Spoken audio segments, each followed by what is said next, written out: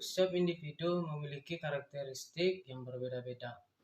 Perbedaan secara umum disebabkan oleh dua faktor, yakni ada faktor bawaan dan faktor lingkungan. Faktor bawaan merupakan faktor biologis yang diturunkan melalui pewaris genetik oleh orang tua. Faktor lingkungan yang menyebabkan terjadinya perbedaan individual yaitu diantaranya status sosial, ekonomi orang tua, kemudian ada budaya dan urutan kelahiran. Perbedaan individual di antara anak didik merupakan ialah hal yang tidak mungkin dihindari karena hampir tidak ada kesamaan yang dimiliki oleh manusia kecuali yaitu perbedaan diri sendiri. Sejauh individu berbeda dengan mewujudkan kualitas perbedaan mereka dengan kombinasi dari berbagai unsur perbedaan tersebut. Setiap orang, apakah ia seorang anak atau seorang dewasa, dan apakah ia berada di dalam suatu kelompok atau seorang diri, ia disebut individu. Individu menunjukkan kedudukan seseorang sebagai orang perorangan atau perseorangan. Sifat individual adalah sifat yang berkaitan dengan orang perorangan. Sifat ini berkaitan dengan perbedaan individual perorangan. Ciri dan sifat orang yang satu berbeda dengan yang lain. Perbedaan ini disebut perbedaan individu atau perbedaan individual.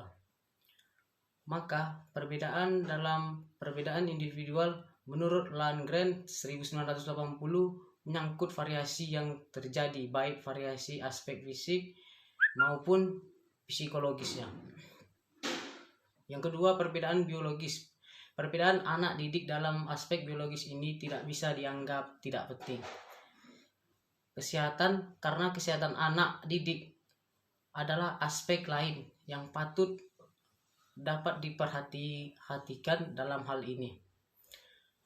Aspek biologis yang terkait langsung dengan penerimaan pelajaran di kelas adalah kesehatan mata maupun telinga.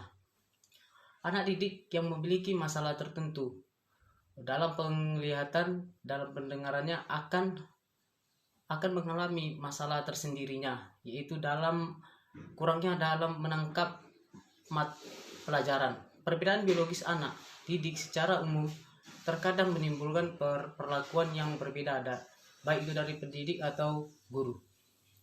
Sebagian guru memasukkan unsur biologis dalam penilaiannya terhadap siswa.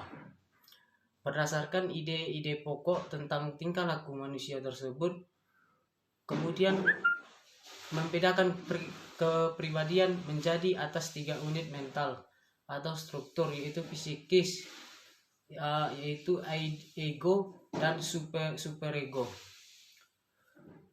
Ini merupakan aspek biologis dari kepribadian karena berisikan unsur-unsur biologis, termaksud di dalamnya yaitu dorongan dan impuls instinktif yang lebih dasar. Realitas fisikis yang sesungguhnya karena hanya merupakan dunia batin atau dunia subjektif.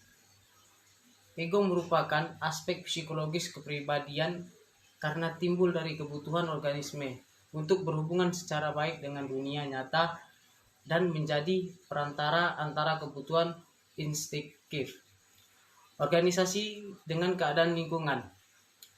Superego adalah aspek sosiologis kepribadian karena merupakan wakil nilai-nilai tradisional dan cita-cita masyarakat sebagaimana yang ditafsirkan orang tua kepada anak-anaknya melalui berbagai perintah dan larangan. Yang ketiga yaitu perbedaan psikologis. Psikologis pada siswa mencakup perbedaan dalam minat, motivasi, dan kepribadian. Ketiga faktor psikologi ini berkorelasi positif dengan hasil belajar yang dicapai seorang anak. Dalam kondisi minat yang besar terhadap pelajaran, motivasi yang tinggi, untuk belajar dan mampu memori yang memaksimalkan, maka hasil belajar yang dicapai juga akan maksimal. Perbedaan psikologis ini dapat dimanfaatkan oleh guru dalam pengelolaan kelas, terutama dalam penempatan anak di tempat duduk dan maupun pengelompokan anak. Yang memiliki minat dan motivasi yang rendah sebaiknya dimasukkan ke dalam kelompok anak yang memiliki minat dan motivasi yang tinggi agar anak yang kurang termotivasi itu dapat menjadi lebih termotivasi. Yang keempat, yaitu adalah faktor perbedaan inteligensi. Penelitian tentang konsepsi perbedaan individual yang banyak dilakukan diantaranya adalah perbedaan inteligensi. Dan bagaimana perbedaan dalam inteligensi tersebut berpengaruh pada perbedaan prestasi. Perbedaan inteligensi ini terutama sangat berkaitan dengan perolehan belajar.